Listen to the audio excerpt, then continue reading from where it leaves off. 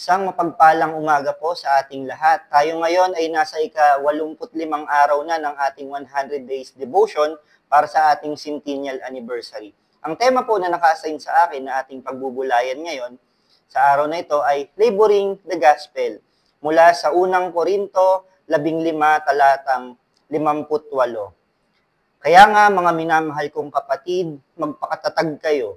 Huwag kayong matinag, maging masipag kayo sa gawaing ukol sa Panginoon. Yamang nalalaman ninyong hindi mawawalan ng kabuluhan ang inyong pagpapagal sa Panginoon. Bago po tayo magsimula, tayo sandaling manalangin. Panginoon, nagpapasalamat po kami sa umagang ito na inilaan mo sa amin upang kami ay mag-aral ng iyong salita. Puspusin mo po kami, Panginoon, ng iyong Espiritu Santo na siyang gumabay sa amin sa maghapong ito. Ito po ang aming dalangin sa ngalan ni Jesus. Amen. Ang devotion po natin ngayon ay pinamagatan kong, Pagod na ako, Lord. Itutuloy ko pa ba? Ang unang Korinto 15 po ay isang mahalagang kabanata tungkol sa pag-asa ng muling pagkabuhay. Tinapos ni Apostol Pablo ang kanyang pagtuturo sa pamamagitan ng isang hamon sa mga mananampalataya na manatiling matatag sa pananampalataya at patuloy sa paglilingkod dahil may katiyakan ng gantimpala mula sa Diyos. Sa pagsusuri po ng ating mga talata, makikita natin yung unang punto po natin, magpakatatag kayo, huwag kayong matinag. Sa harap ng mga hamon, tukso at kahinaan ng laman, hinihimok tayo ni Pablo na manatiling matatag sa pananampalataya. Ang salitang huwag matinag ay nagpapahiwatig ng pagiging hindi natitinag sa anumang pagsubok. Pangalawa po, na makikita natin, maging masipag kayo sa gawaing ukol sa Panginoon. Ang paglilingkod sa Diyos ay hindi dapat gawin ng pabugso-bugso, kundi may kasigasigan.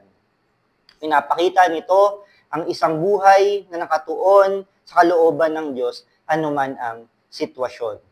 Pangatlo po, na makikita natin, yamang nalalaman ninyong hindi mawawalan ng kabuluhan ng inyong pagpapagal sa Panginoon.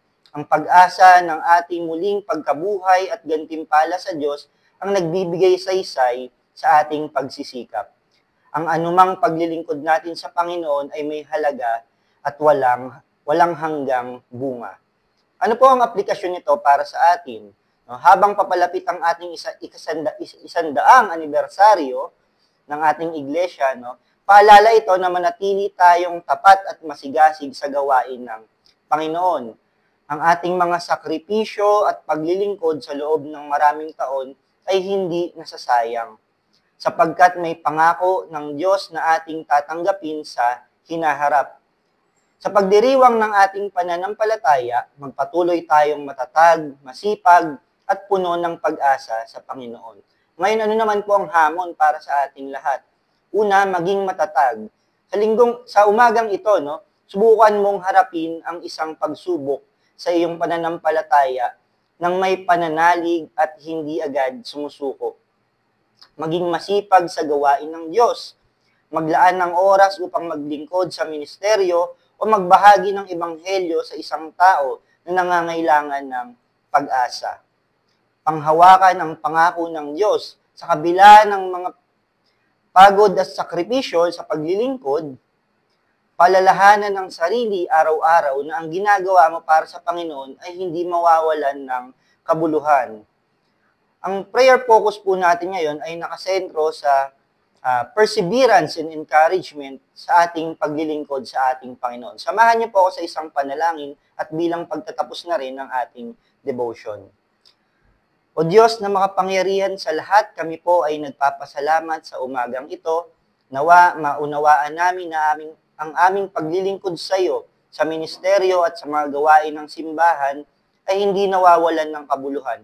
Alam po namin, Panginoon, na ang pag-asang ibibigay mo sa amin at ang mga biyaya ay tatanggapin namin sa takdang panahon. Kaya naman, Lord, bigyan mo po kami ng pangunawa at katatagan ng kalooban sa aming pananampalataya upang harapin ang mga pagsubok sa aming buhay, lalong higit, Panginoon, sa aming pagharap sa mga ministeryo na pinagkaloob mo sa amin at pinagkatiwala.